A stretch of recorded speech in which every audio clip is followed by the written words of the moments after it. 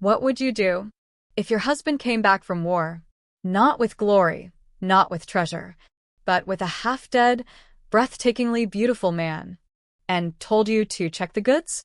I thought I was just curing another strange patient.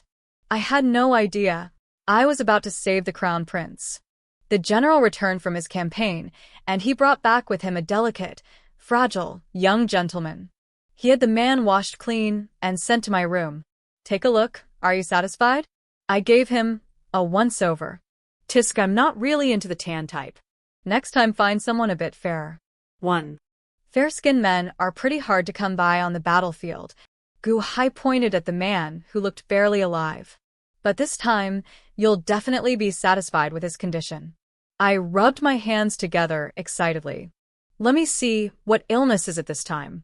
Gu Hai said he was poisoned by the 5-step viper from the western regions and also hit with a 100-day powder from Donglin. The two poisons clashed with each other, and somehow he survived. I got even more excited. Challenging cases, I like that. Gu Hai nodded. Then take your time studying him. I'm heading out. I, Xiaoxian, senior sister of Penglai Island, have always been known as a medical fanatic. I don't have many hobbies, just a passion for researching rare and difficult illnesses. When I heard that my junior brother Gu Hai had returned to the secular world to become a general, I packed up my things without a second thought and followed him here. There are plenty of sick people in the mortal world. I like that. Every time Gu Hai comes back from battle, he brings a man back for me. A sick man. After all, there are only men on the battlefield. But the other people in the general's residence don't seem to understand my burning enthusiasm. For example, right now, I had just stripped the man's clothes off to examine the flow of his meridians and blood when I heard the maids whispering outside. My hearing has always been extremely sharp. The general brought another man back for Miss Mo? Of course. Everyone says Miss Mo is a fox spirit in disguise, feeding on men's vital essence. Let me tell you, I once saw someone carry a man's corpse out of Miss Mo's room. They say his essence was completely drained. Do you think the general has fallen under her spell? Me. That incident really wasn't my fault. It was all Gu Hai's doing. He brought back a man who was already down to his last breath for me to treat. I hadn't even touched him before he stopped breathing. I'm not some miracle-working immortal. How was I supposed to save that? I had no choice but to have someone carry him out and bury him. I shook my head, forcing those distracting thoughts away, and began inserting needles into the man in front of me. 2. 3 days later, I rushed out of the room looking like a mess. I did it. I did it. Gu Hai ran over while gnawing on a steamed bun. What happened? What happened? I pointed inside. I saved him. Gu Hai froze for a moment, tossed his bun aside, and dashed into the room. The man who had been barely clinging to life before was now lying on the bed. His face was still pale, but his breathing was steady, and he looked far better than before. Gu Hai exclaimed in amazement, "Senior sister, your medical skills have improved again." I puffed up proudly. Of course they have. Gu Hai blinked, then pulled me outside. "Senior sister, I have a favor to ask you." Gu Hai said that recently, the emperor had been attending court less and less frequently. The officials were whispering in private that His Majesty's health might be failing. As more people said it, more people believed it. Although the Western Ji dynasty had already appointed a crown prince, the prince had been frail since childhood. Who knew if he might suddenly pass away one day? That left the 4th prince and the 7th prince eyeing the throne eagerly. Gu Hai was the 7th prince's cousin, so naturally he stood on his side. I asked him, "Do you want me to poison the emperor or poison the crown prince?" Gu Hai replied, "I'm not tired of living yet. I'd rather not die."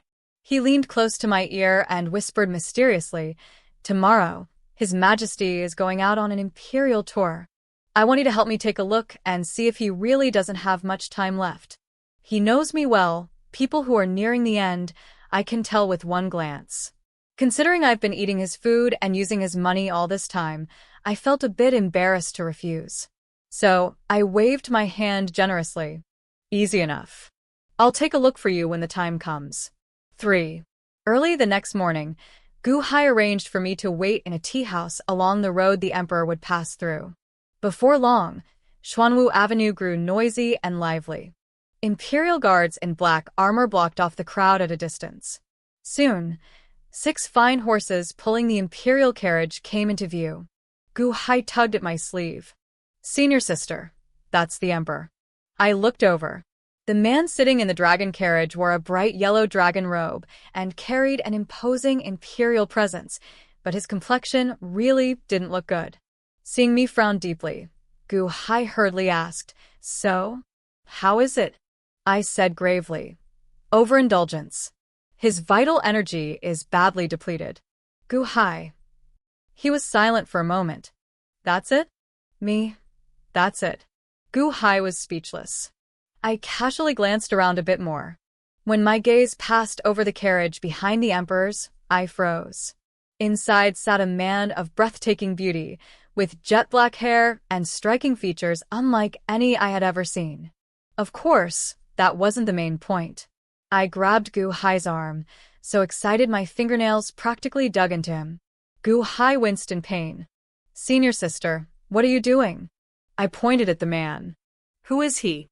Gu Hai looked where I was pointing and paused. "That's Crown Prince Qi Jue. Who else would be qualified to accompany His Majesty on the tour?" I looked at Gu Hai with hopeful eyes. Our gazes met. In that instant, Gu Hai's expression changed completely. "Senior sister, that's the Crown Prince.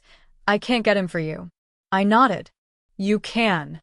Gu Hai exploded. "I can't." Me? You can. "Gu Hai, I can't." His voice got a little too loud, and the people around us all turned to look. Their eyes swept over Gu Hai, then they began whispering among themselves. Wouldn't have guessed it, so young too. TSK, TSK, TSK. 4. Crown Prince Qi Jue's figure lingered in my mind, impossible to shake off. I lay in bed tossing and turning, growing more excited the more I replayed that single glance. With just one look, I was certain there had to be some rare poison inside his body. As for exactly which one, I couldn't say for sure. That uncertainty drove me crazy, like ants crawling under my skin. No. I had to find out. I flipped upright in bed, glanced at the pitch-black night outside, and pulled out the night outfit I hadn't worn in ages from under the bed. Aside from my medical skills, the only other thing I'm truly good at is lightness kung fu. Gu Hai and I share the same master, a once-in-a-generation recluse from Penglai Island. If Gu Hai can take on 100 men alone on the battlefield, how could I possibly be any worse? Sneaking silently into the imperial palace wasn't difficult for me. The problem was the palace was enormous. By the time I found the eastern palace where Qi Jue lived, the moon was already high in the sky. I leapt onto his roof and casually lifted a few tiles. Suppressing my excitement, I leaned down to look and saw a pair of beautiful eyes. Wait. What kind of crown prince sleeps with his eyes open? I froze. He froze too. The beautiful crown prince frowned slightly, his thin lips moving. Not good, he was about to call for someone. In a panic, I jumped straight down from the roof. I landed perfectly right in front of his bed. Qi Jue stared at me with wide eyes, which made my heart skip a beat. Weaponizing good looks, this was outright assault by beauty. Still, I had my wits about me. I reached out and tapped one of his acupoints, immobilizing him. Now I could do as I pleased. Qi Jue's eyes widened even more. I reassured him, "Don't be nervous. I'm just interested in your body. Just take off your clothes and let me have a proper look." 5. Since Qi Jue couldn't move, I thoughtfully took matters into my own hands. The moment I pulled open his robe, I felt his body tremble slightly. "It is a bit cold tonight," I said casually. "I'll be quick. Just bear with it." When I saw the web of blood-red vein-like patterns spread across his chest, my eyes lit up instantly. Just as I suspected. It really was the most notorious poison under heaven, Bai Guanyin. I had never seen Bai Guanyin in person before. I'd only heard my master mention it. Now that I was seeing it with my own eyes, I felt exhilarated. My hands trembled as I reached out, wanting to examine it more closely. But from above me came a soft, muffled groan. I looked up sharply. Qi Jue's ears were flushed red, and a trace of blood seeped from the corner of his lips. "Are you insane?" I blurted out, horrified. "Forcing your way through a sealed acupoint could kill you." I immediately released his acupoint. Qi Jue collapsed weakly back onto the bed. Feeling a bit guilty, I leaned closer to look at him. "You're okay, right?" His hand shot up and gripped my throat, his eyes faintly red. Who are you? I fell silent for a moment, then calmly removed his rather weak hand from my neck and patted his head. "Me? I'm the one who's going to save your life." I rushed back to the Gu residence without stopping and was so excited I didn't sleep all night. At dawn, I was already up, packing my things. Gu Hai hurried over when he heard the news. "Senior sister, what are you doing?" I packed up my pouch of silver needles and all my little bottles and jars, then turned to look at him. "Your senior sister is about to do something big." After I explained my plan to Gu Hai in full detail, he stood there stunned for quite a while. In a good mood, I hummed a tune and picked up my bundle to leave. He grabbed my arm. "Senior sister, are you really going into the palace?" I nodded. "It's not like the Gu residence where you can do whatever you want. One wrong move in there and people really die." I looked at him and said simply, "I can protect myself. And, Bai Guanyin, I am definitely going to cure it." We locked eyes for a moment before he looked away. "If that's the case, then go." "Me, you're coming too." "Gu Hai." "Me, you need to get me an identity." "I know you have a way." "Gu Hai." 6. It just so happened that a new batch of palace maids was being recruited. Thanks to Gu Hai pulling a few strings behind the scenes, I became one of them. And, just as I'd hoped, I was assigned to the Eastern Palace. During the day, the matron in charge showed us around so we could familiarize ourselves with the place, then began laying down the rules. In short, the Crown Prince was in poor health, and under no circumstances were we to offend or disturb him. I memorized that. Then that very night, I slipped into Qi Jue's chambers. Qi Jue looked at me in alarm. I skillfully took out my pouch of silver needles. "Take off your clothes. I'll give you a few needles first so you don't die too quickly." Qi Jue didn't move. He just stared at me. I realized he was different from the patients I'd treated before. Those people would cry and beg me to save them. But Qi Jue seemed resistant to being saved. Or rather, he didn't really want to live. Qi Jue reclined lazily on the bed. "You think just anyone can treat me? Do you even know what poison is inside me?" I blinked. "Bai Guanyin." A dark glint flickered in his eyes. "You even know that? Whose side are you on?" He was so strange. I just wanted to detoxify him. Why did he keep assuming I was trying to harm him? I opened my mouth to reply, but his expression suddenly changed. Qi Jue clutched his chest and collapsed to the floor, his body curling up as he bit down hard on his lip. I glanced at the moon outside the window. It was the 15th, Bai Guanyin.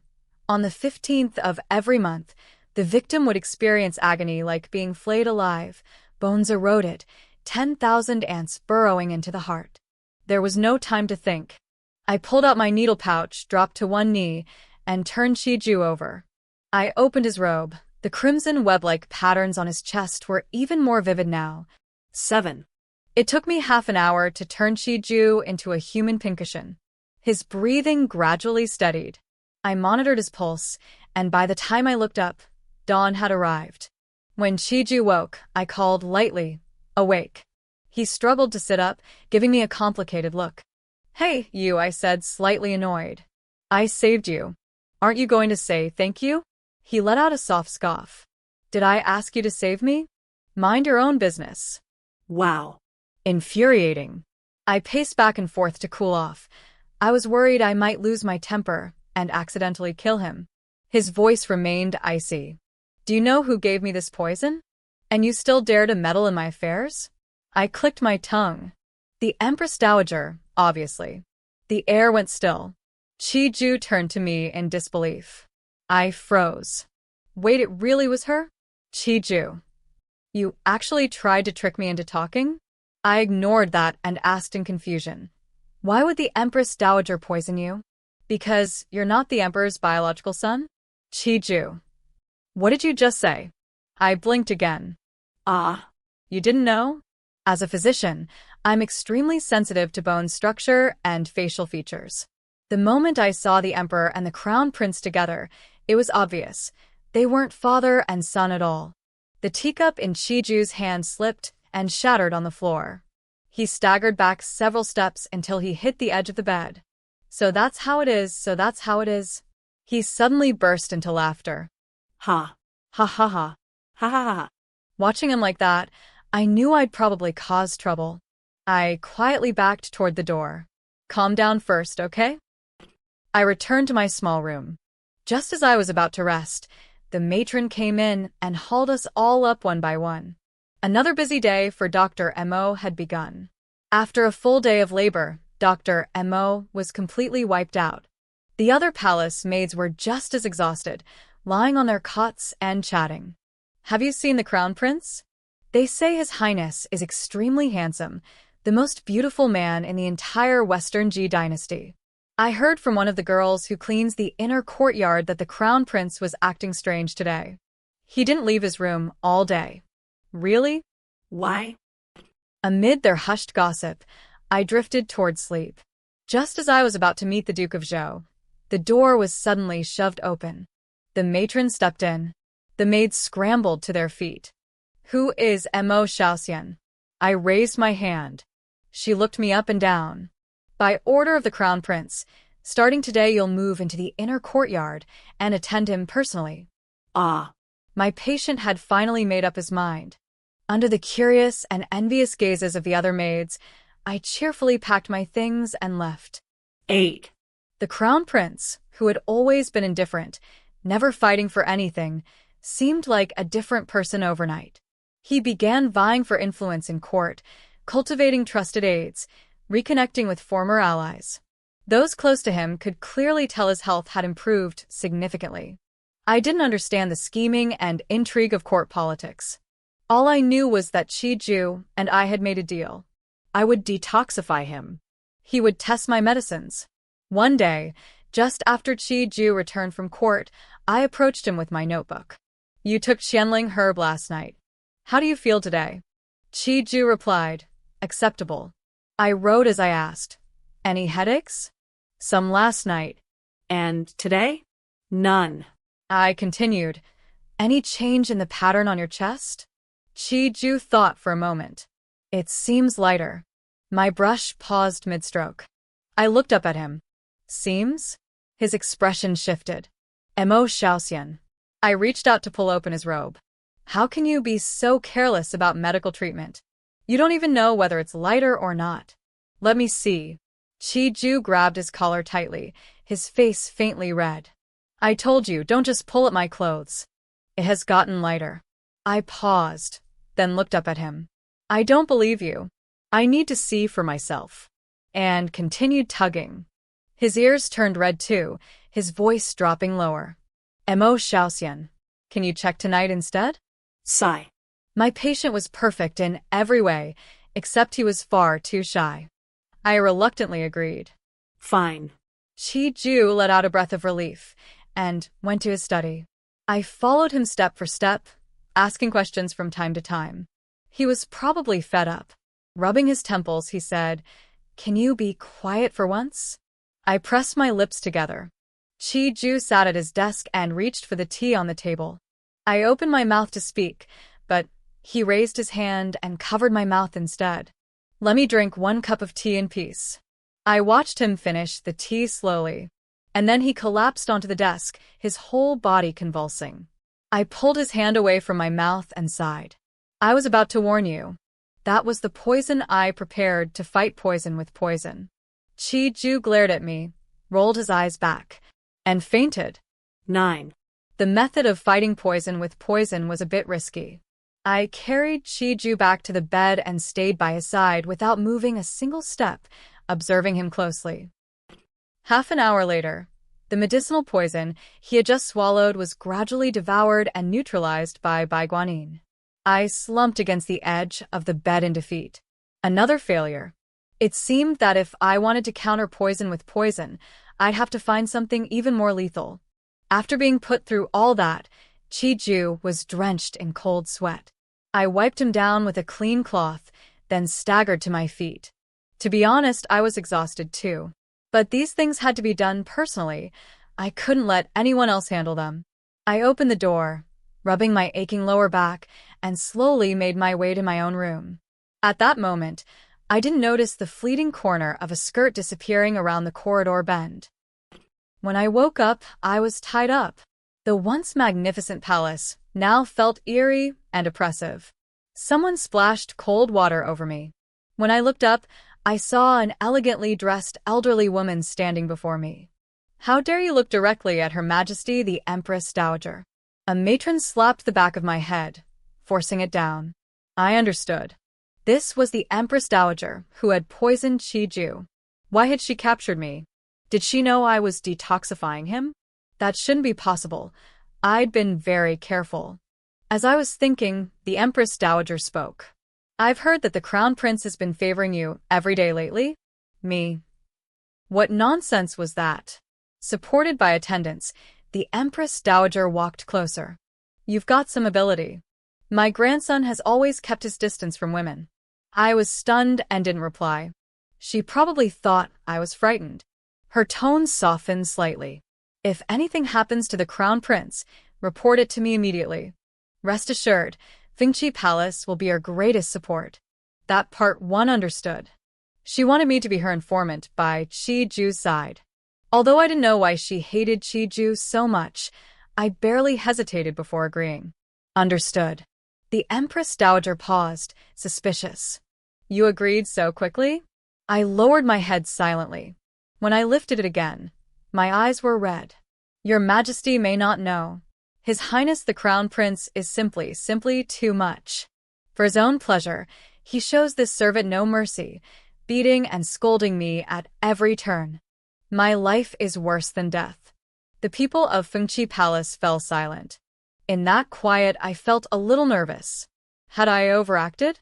"You've suffered." The Empress Dowager patted my shoulder. I let out a breath of relief. "But I cannot fully trust you yet." The matron beside her handed over a jet black pill. "Swallow this. Come to collect the antidote on the first day of every month."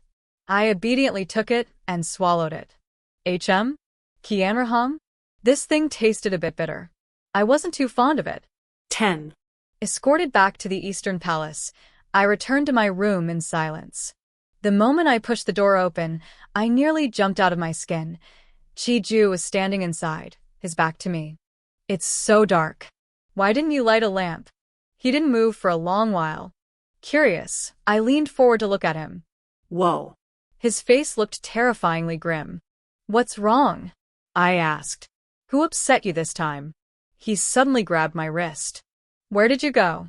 "To see the Empress Dowager." "Qi Jue." I shook his hand off and sat down casually. "She had me brought in. Said you've been favoring me lately and asked me to spy for her, pass along information. You have to admit, she's pretty good at winning people over." In just a few sentences, I watched his expression change again and again. I let him process it and reached over to light a candle. The dim flame illuminated the dark room. Qi Jue turned toward me, his breath catching. "What happened to your neck?" I touched the sore skin casually. "They tied me up with a rope." Seeing that his expression had darkened further, I reassured him. "Don't worry. All I want is to detoxify you." Agreeing to her was just a temporary measure. Qi Jue asked, "She believed you that easily?" I shrugged. "Of course not. She fed me a Qianrahong pill." "Qianrahong? Those poison must take the antidote once a month, or their body will dissolve into a pool of blood."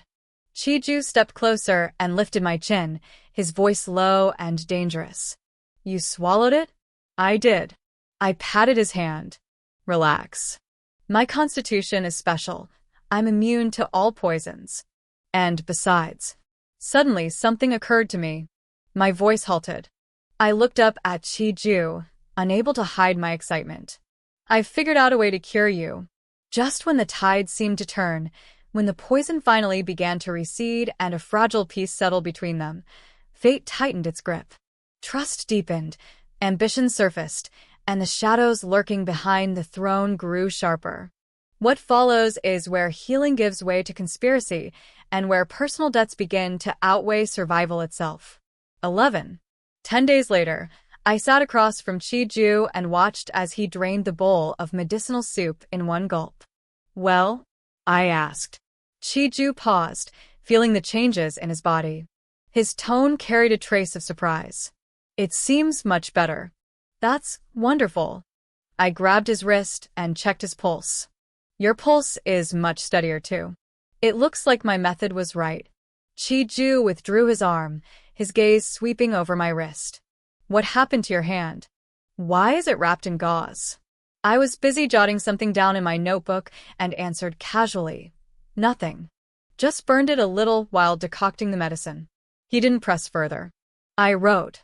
He sipped his tea. A light breeze rustled the bamboo leaves in the courtyard. For a moment, it truly felt like peaceful years flowing quietly by. "Mo Xiaoxian," Qi Jue suddenly called. "HM? I want you to do me a favor." Qi Jue said he wanted to contend for the highest position. Even though countless people wanted him dead. Even though he had always been treated as nothing more than a pawn. I didn't agree immediately. I told him I needed to think about it. After all, getting entangled in the treacherous and ever-shifting struggles of the court was never my wish. Yet there was something pitiful about Qi Jue. To refuse him outright felt a bit cruel. Sigh. What a headache. But before I could make up my mind, the Eastern Palace was attacked. It was a moonless, windy night. I had just finished brewing medicine and was bringing it to Qi Jue when an arrow sliced through the air, knocking the bowl from my hands. I stared at the medicinal soup splattered across the ground, my whole body trembling. That was medicine I painstakingly brewed. Another arrow came almost immediately. I shoved Qi Jue aside. "Fine, the medicine's ruined, but the man I worked so hard to save cannot die." But the next second, I realized I might have been wrong. These assassins seemed to be after me. Damn it. I stepped lightly onto the stone table and leapt onto the rooftop, darting off in the opposite direction. The masked men hesitated for only a moment before chasing after me. The palace guards were truly useless. 7 or 8 of us were jumping across rooftops, and not a single guard noticed. I fled all the way outside the palace into an empty alley before stopping. The men exchanged glances and attacked me at once. My martial skills were average. Dealing with so many at once was somewhat difficult. In a brief lapse of attention, one of them found an opening and thrust his sword toward me. 12. In the pitch-black alley, bodies lay scattered across the ground. I looked up at the person standing atop the wall and narrowed my eyes. Who are you?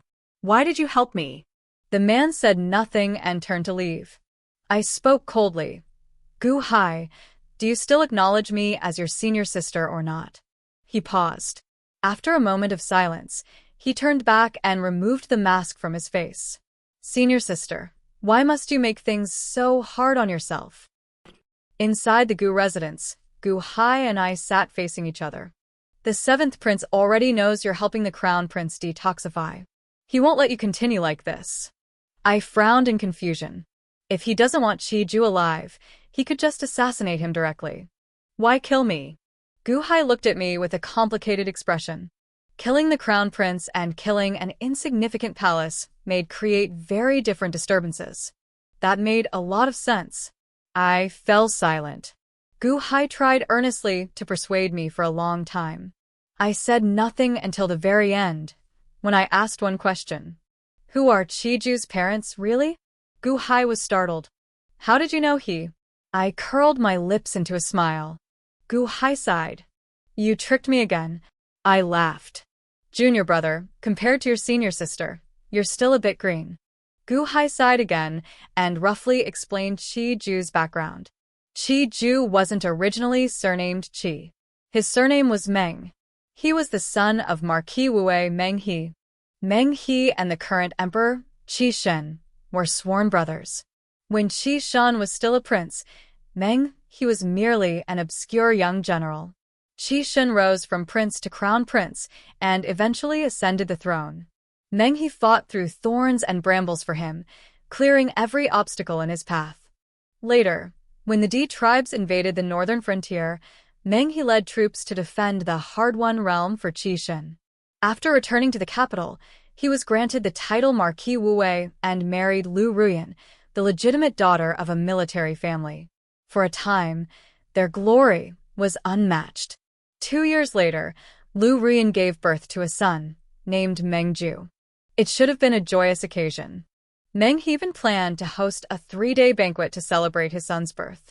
But once again, the frontier was in crisis. Meng he led his troops back to the border. This time, he brought along his wife, who had only recently given birth, while their infant son remained in the capital. My fingers tapped the table one after another. The emperor ordered it, didn't he? He feared Meng he might grow too powerful with troops under his command, so he kept his son as a hostage? Gu Hai nodded. Anyone with clear eyes could see it. Meng he's power had grown too great. His Majesty was afraid. Meng he and Lu Ruyan defended 17 frontier cities, but they never returned.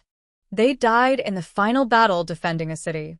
At the same time, a great fire broke out at the Marquis of Wuwei residence. Everyone in the household perished, including the infant heir, who had not yet turned 1. That June, a concubine in the palace gave birth to a prince. In honor of Marquis of Wuwei's loyalty, the emperor named the child Qi Jue. At the age of 5, Qi Jue was made crown prince. Why did he establish Qi Jue as crown prince? I asked. Gu Hai sneered. Who knows? Perhaps it was laughable guilt. Or perhaps he was merely using him as a shield. I looked up at him. What do you mean? Gu Hai said, His Majesty and the Empress Dowager are not of one mind. The Empress Dowager wants the 4th prince to be crown prince, but His Majesty doesn't seem to favor him. After all, his mother shares the Empress Dowager's surname. To protect the prince he truly intends to establish, it's not impossible that His Majesty pushed out a shield to bear all the open and hidden attacks. As for which prince he truly favors, who could possibly guess? It was obvious. Qi Jue was that unfortunate shield. I sighed softly. He really is a bit pitiful. After finishing a cup of tea, I stood and dusted off my clothes. All right. I should head back. Gu Hai abruptly looked up at me. You're still going back? You know full well the dangers surrounding Qi Jue. Neither the Empress Dowager nor the 7th prince will let him continue like this. I smiled at him. Junior brother, when you went to Penglai Island to take a master, I was already there. So, you know nothing about my past.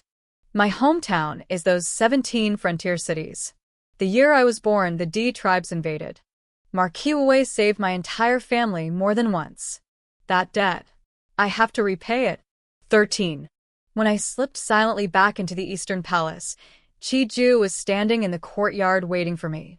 Your Highness? I called softly. His whole body stiffened before he slowly turned around. Seeing the faint redness in his eyes, I was startled. What's wrong? He didn't say a word. He simply strode forward, grabbed my arm, and pulled me into his arms. Next time don't push me away so easily. I froze. Was he talking about that shove earlier? But I hadn't even used much force. This patient of mine was getting a little too dependent. Troublesome. He held me so tightly I could barely breathe.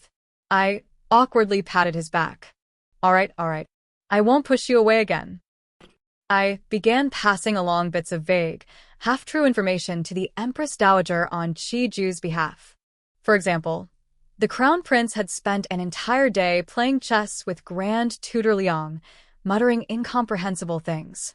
For example, the Crown Prince had been practicing martial arts daily without rest. Or, late at night, I supposedly saw the Crown Prince meeting secretly with the commander of the Imperial Guards. The Empress Dowager wouldn't fully believe any of it, but it would plant small thorns in her mind. Meanwhile, under my treatment, the Bai Guanyin poison inside Qi Jue had been completely suppressed. The red patterns on his chest were almost gone. Sometimes he would ask, What exactly is the medicine you've been giving me? I blinked at him. That's a secret. My exclusive formula. He curved his lips and didn't press further. But the fifth time he glanced at me, he couldn't help saying, "Your complexion hasn't been good lately. Shouldn't you see a physician?" I glared at him. Is there any physician in this world better than me? I know my own body. I'm just tired. 14. On the 15th of the 8th month, the palace was to host a grand banquet. On the eve of the banquet, Qi Jue stood in the courtyard, looking up at the moon. The time is almost here. I handed him the medicine in my hand. Drink it while it's hot. He was silent for a few seconds before taking it. As usual, I pulled out a small booklet. How did you feel on the 15th last month? Almost no pain. Almost? I glanced at him. He smiled faintly. No pain. I closed the booklet and finally let out a long breath of relief. On the night of the 14th, I ran into the Empress Dowager's Fengqi Palace in apparent panic. Your Majesty, something terrible has happened. She had been drinking tea beneath the moonlight. My sudden appearance startled her. Seeing my disheveled state, she frowned. What happened? Grabbing at the hem of her robe, I stammered. I was on night duty. When I passed by the Crown Prince's study, I heard voices inside. I didn't dare eavesdrop and left immediately, but before I left, I heard someone say something. What did they say? She demanded. Someone said, "The time has come. Tomorrow, use the smashed cup as the signal. Once it begins, the realm will belong to His Highness." The Empress Dowager's expression changed drastically. After a moment, she asked, "Have you told anyone else?" With reddened eyes, I shook my head. No. Good. She summoned her personal maid and pointed at me. Lock her up. My eyes widened. Your Majesty, what are you doing? She patted my cheek. I cannot trust you based on a few words. I will verify what you've said. Until everything is settled, stay put. 15. I was confined in Fengqi Palace with only 2 palace maids guarding me. Listening to the morning bells, I silently calculated the hours. After some time, even the small window in the room darkened. The banquet was about to begin. Such a lively spectacle, I couldn't possibly miss it. I knocked out the 2 maids, leapt onto the roof, and sped toward Qianqing Palace. Inside, thousands of lanterns blazed like daylight. Music and dance flourished. Extravagance filled the air. I hid quietly among the rafters, holding my breath. Halfway through the banquet, chaos erupted. The Crown Prince, Qi Jue, failed to catch the wine cup handed to him by a palace maid. It shattered on the floor with a crisp sound. Protect His Majesty.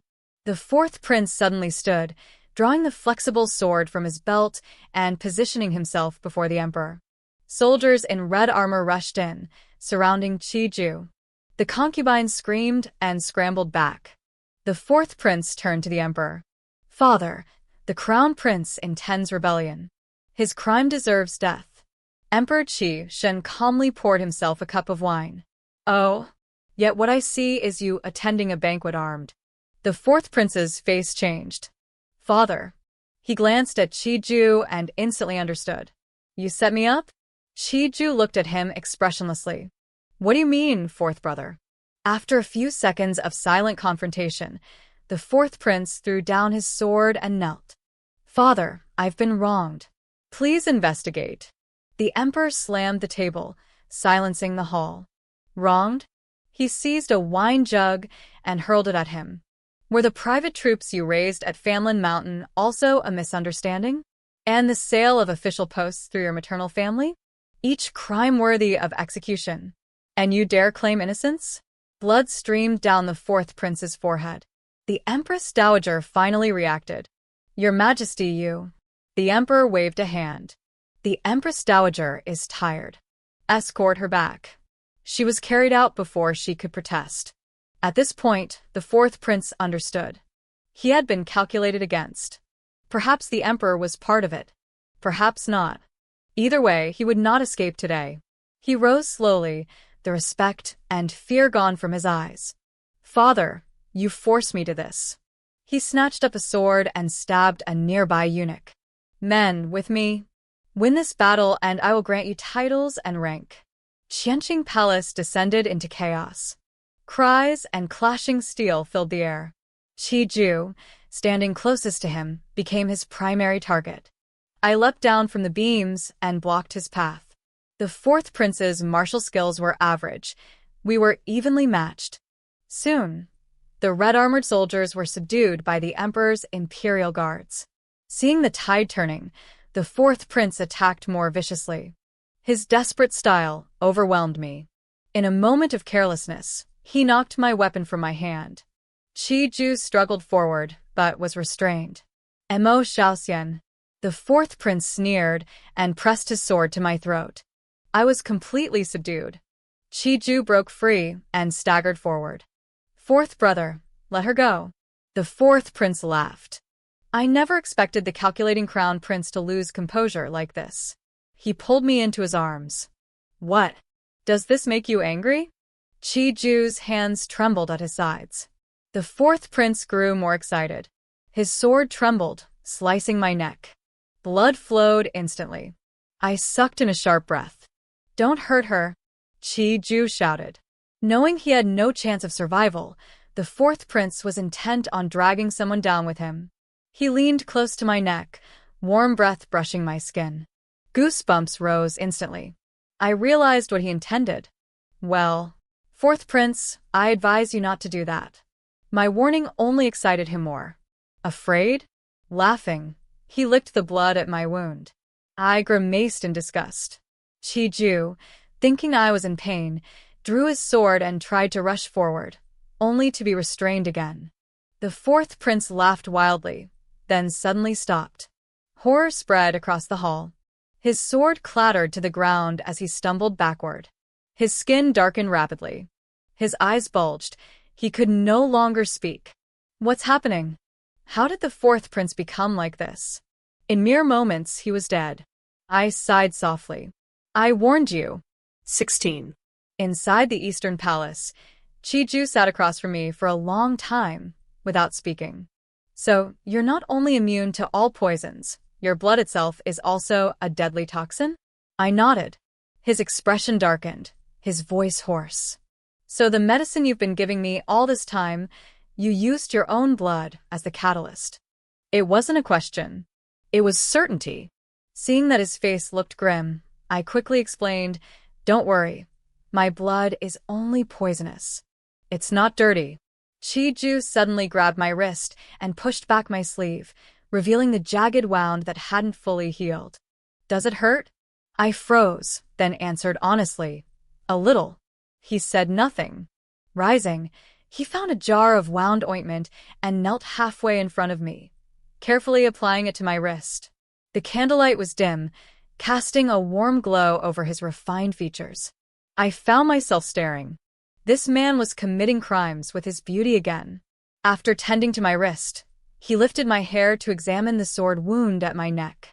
His slender fingers dabbed ointment gently onto the cut. This time he was very close. So close I could feel his breath. I grew uncomfortable and instinctively leaned back slightly. The next second, his palm pressed against the back of my head, pulling me closer again. Don't move. The atmosphere grew awkward. I didn't know what to say. I lowered my gaze to my toes. The poison in your body is basically cleared. I should be leaving soon. His hand paused. When? I thought for a moment. In about 3 days. He fell silent. He finished applying the medicine, wrapped the gauze, then stood to put the jar away. The sky outside was turning pale with dawn. I looked at him. You should rest. Once it's light, you'll have many things to handle. I turned to leave. But he caught my sleeve. I don't want to sleep. Xiaoxian, can you tell me about your past? I blinked, surprised. My past? 17. My story is rather complicated. If I must begin, it would be from the 13th year of Xiji, during the frontier upheaval. The year I was born, the D tribes attacked the 17 frontier cities. Marquis of Wuwei swore to defend them and died in the final battle. Though reinforcements eventually arrived, the people were terrified. They feared the D would break through and slaughter the city. So one dark night, In the three most precarious border cities, families fled en masse. Refugees began heading south. My family was among them. The southern road was perilous. The fastest route required crossing the western regions. But the western regions were even more dangerous. By the end, the vast refugee column was reduced to just over 1,000 people. In the western regions, we were ambushed. They killed all the adults and captured every child. They locked us away and used us to test poisons and goo. Back then, they called us medicine people. I was the most successful of them. Hundreds of toxins clashed inside my body until they eventually settled. My immunity to poisons formed during that time. When I was 7, a wandering master arrived in the western regions. He destroyed the testing site and rescued the only surviving child, me. He brought me back to Penglai Island. He told me to call him master and began teaching me medicine. He asked me then if I wanted to learn. He said if I learned medicine, I could heal the sick and detoxify others. Being riddled with poison is unbearable. So I agreed without hesitation. I wanted to write my own medical text to travel the world and heal people, just like Master. Qi Jue listened quietly the entire time. I pulled out the small booklet I'd been writing and showed him excitedly. Qi Jue, look, my medical book.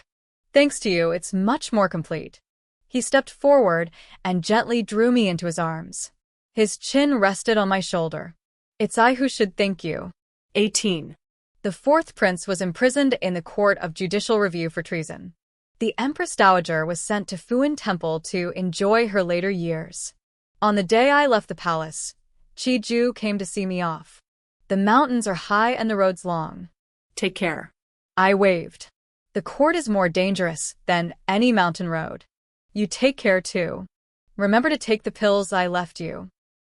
After bidding him farewell, I stopped by the Gu residence. Gu Hai looked surprised.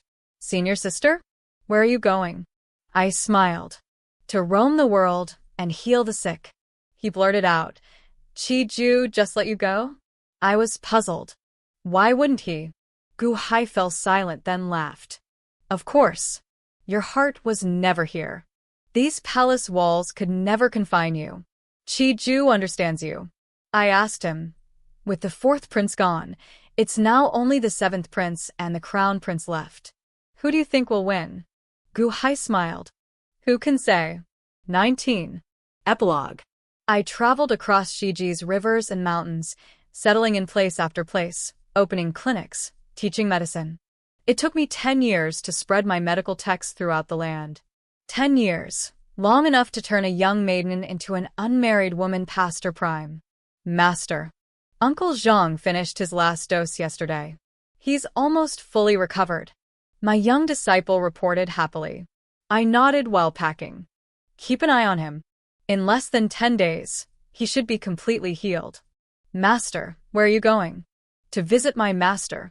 That confused the child for a moment. You mean, Grandmaster? Yes. I should return to Penglai.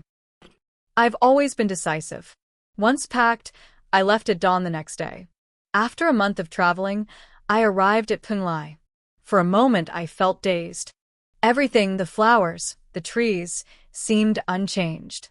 I walked to Master's courtyard and called out loudly.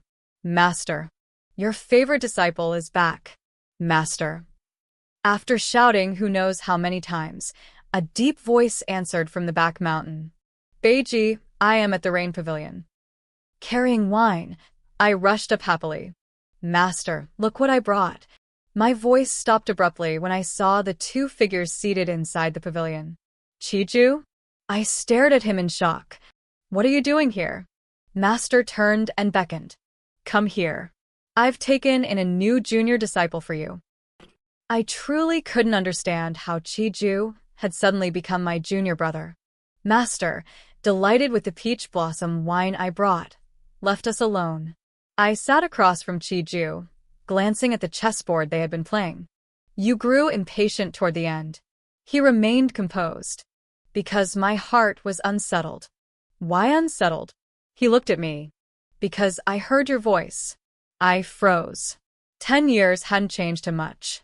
The sharpness in his eyes had softened. He seemed gentler. My heart felt unsettled too. I quickly looked away. Why did you come to Penglai? I fought for the highest position, he said calmly. In the end, I realized the seventh prince and I were merely two chess pieces in the emperor's hands. He let us balance and destroy each other. I was surprised. The seventh prince wasn't the one he truly favored? Qi Jue shook his head with a faint smile. You probably wouldn't guess. The one he loved most was the somewhat foolish second prince. Why?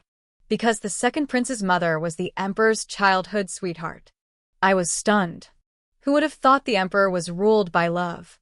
I didn't feel much, Qi Jue continued. After all, I was never truly a Qi. But the seventh prince was furious. He's preparing rebellion. The capital is turbulent. I took the chance to withdraw. I wanted to find you, but the world is vast, and you are nowhere to be found. So I came here to wait. I looked at him quietly, not asking why he wanted to find me. I only felt something in my heart quietly sprouting.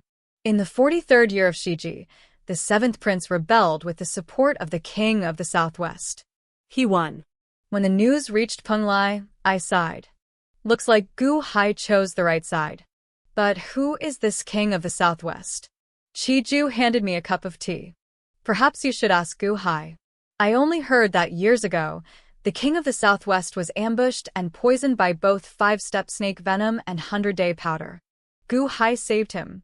When he recovered, he aligned with the seventh prince. Uffed. I spat out my tea. Wasn't that the dark-skinned man I once saved? Gu Hai dared to scheme against me? Seeing my expression darken, Qi Jue asked, What's wrong? I smiled coldly. Is Gu Hai returning to Penglai tomorrow? That's what his letter says. I smiled sweetly. When I fight him, whose side will you take? Qi Jue smiled. Yours, of course. What makes this story unforgettable isn't just the reversal. It's that his love didn't disappear with his memories. It was buried so deep that even amnesia couldn't erase it. Sometimes love isn't about remembering someone. It's about choosing them again and again, even when the world and your own past stand in the way.